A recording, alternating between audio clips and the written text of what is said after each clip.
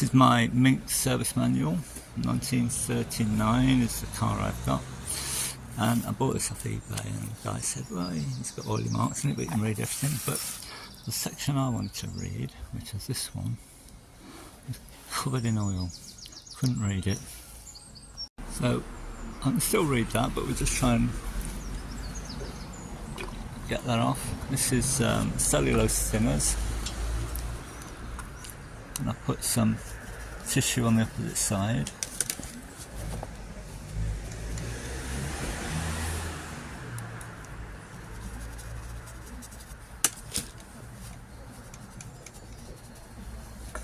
Let that dry out a bit. After a couple of minutes, and it might get it all out if you keep soaking, keep dabbing, but I don't know if that might take the print off, but it certainly makes it legible. And I can read this bit here, which I couldn't read before. Wheels and tyres. These were fitted with, where are we? These things. And these bolted on, obviously, with where the valve goes. I've never seen those before, and they're fitted with tubeless tyres, and they were all space savers. Space savers of various sizes, they weren't even all the same. So anyway, I let those stripped while I make a decision what I'm going to do with tyres and tubes and whatever. And I bought a gadget, and it's this. This fits on the end of your pressure washer and sucks sand up, dry sand up from a bag, and turns your pressure washer into a sandblaster. And apparently these will fit any of the K series. But I've seen some guy use it on I don't know, tool station one with an adapter, and that seemed to work. But it looked really impressive on YouTube, so let's see what happens. Right. Here we go. You take off the lance extension, and that just plugs into the end of the gun, if you like. I've got one end in a bag of sand. Let's give it a whirl. Alright, all set to go.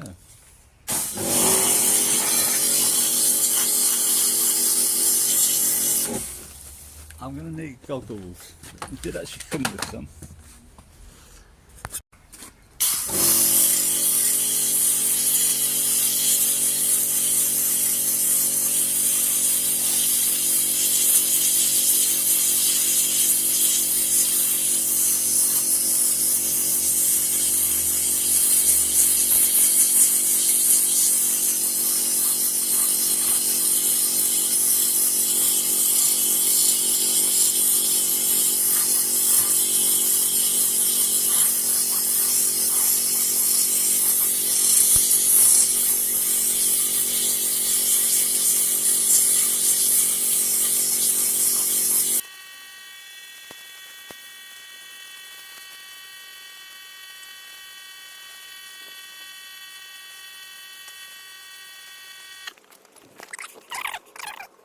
It certainly works.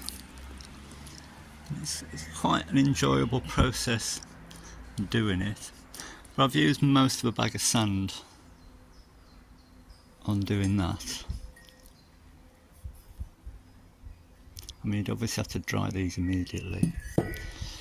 I'm wondering if that sand would ever dry out and reuse it. But I think a bag of ordinary builder sand spread out on a hot day would be a better way of doing it. So I might give that a go. But I think if you went over it with a wire wheel first in an angle grinder, get the worst off, that would be a better way of doing it, and just getting the nooks and crannies with the sandblasting. Let's see what this does to it.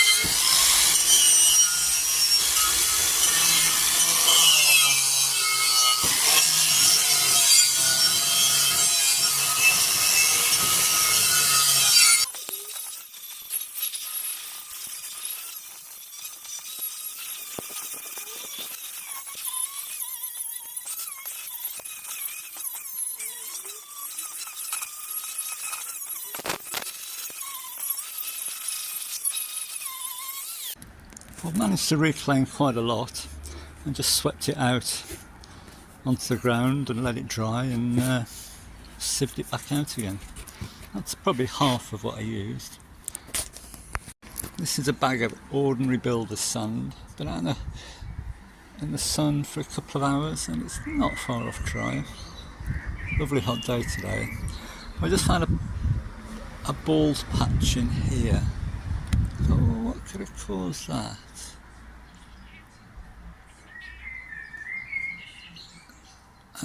So maybe that's something just to keep an eye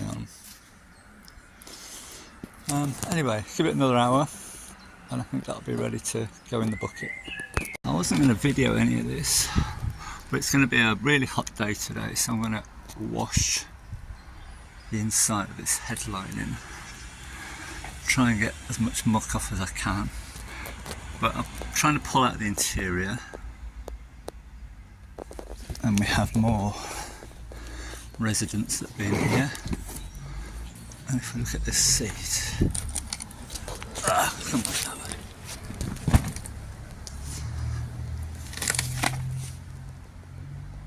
Is that supposed to be there? Is it an inflatable seat? I don't know. Let's open that up and see what it looks like. Well, they do actually look like inflatable seats with a valve on. The cushions inside, they're odd and there's all sorts of bits and pieces. And another nest. So the seat base came out by just pulling it out. I'm guessing these are to do with the backrest. Although that's been fiddled with over time. How does that come out now? Oh, something's happening. I'll have to pull that out, put you down there. That's all that pretty much cleaned out. I thought you might like to see this. This is the seat back. So I pulled out this, and then in here we've got bits of old carpet and bits of old cushion. So let's see what we got inside.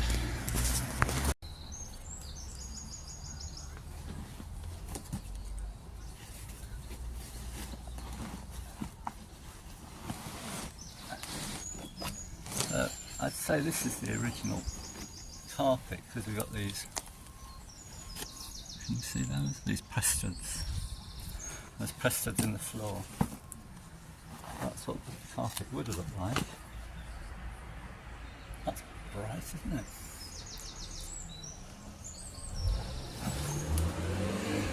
And yet, this, which looks original, very nice sort of edging to it. Maybe this is out of something else. I think it has to be, I don't know. Yeah, it's probably out of a midget or something, isn't it? Yeah, we got, that looks like the handbrake lever in the middle there. Carpet out of something else, that.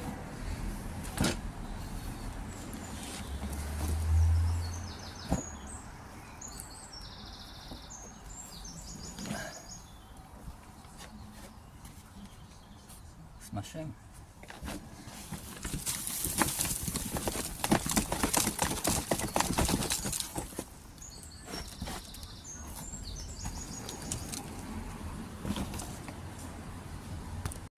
Well, there's all the bits I've got. These are all non-original, but it's done some miles. Look at the wear on that carpet there. That's an original bit of carpet, more maroony colour. That matches the seat backs. All the leather, all that will be usable. I can renovate all that. The leather cloth on the side, that's not survived so well. That's no big deal.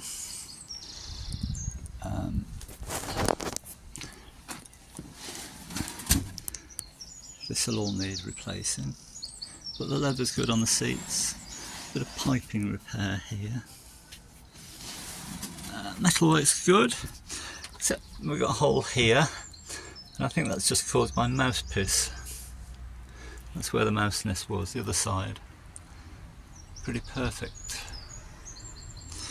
So I'll get this top clean today, and I'll wipe down all the leather, put this into storage. I have got some carpet. This is a sample of it, which I actually rescued from a skip. It's a neighbour having their lounge carpet repaired. That's a nice wool sort of carpet. That'll look bright, won't it? I've got plenty of that stuff. Right, to get cleaning. I don't know if we can do it before and after. It's pretty dark in here. I'm trying just a washing powder solution. Let's see what that does. I'll put a spot of bleach in as well, but I don't think it's really done a lot. Wait and see what it looks like when it's dry. But you get that tent dye stuff, and this is a cottony sort of stuff. That'll probably work on that. And these are timber, look. I didn't imagine these being timber. And they look good, don't they? So maybe two timber ones. I wonder if there's steel in that as well. There might be a steel hoop above that. Anyway, that's that. And I've given the seats a wash down. How you doing? You alright? Day 2. So I've been over that with a wire wheel and scraped out some crevices. I've got a bucket of dried builder's sand. Let's see what that does.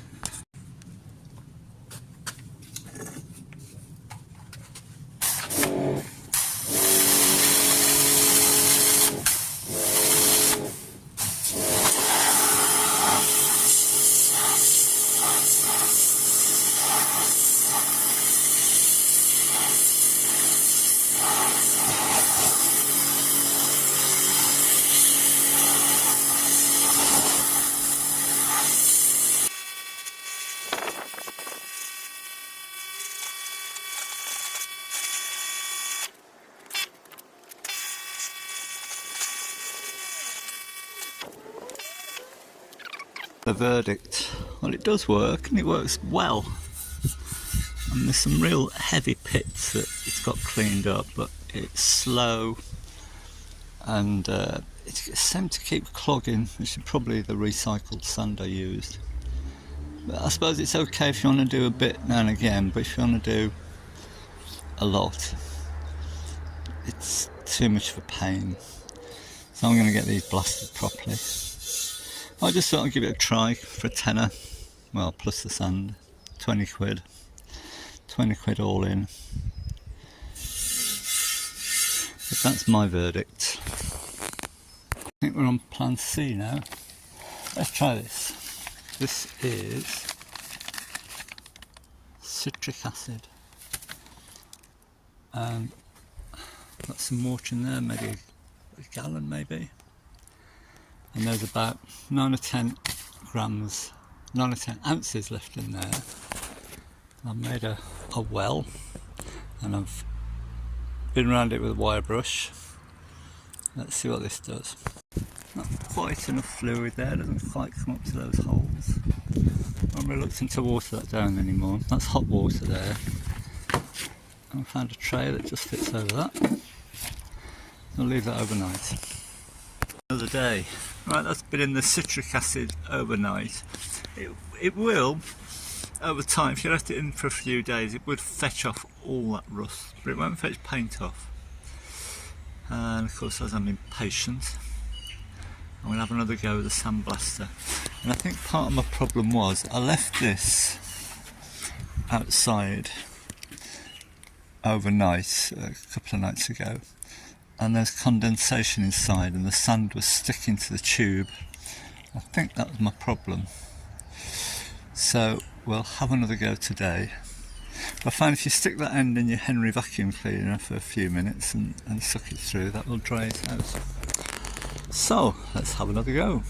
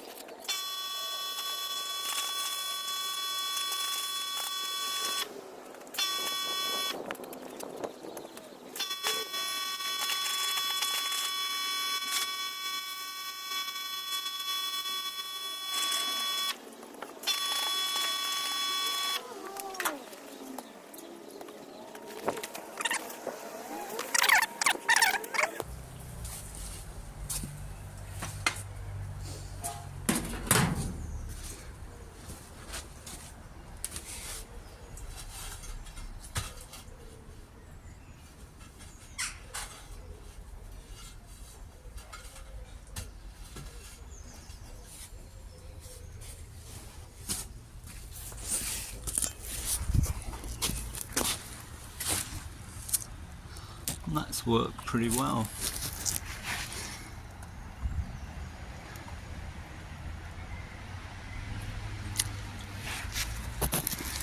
So I'm out today, it's first thing in the morning, so I'll tidy up and then all this sand will be dry again when I get home for the next one.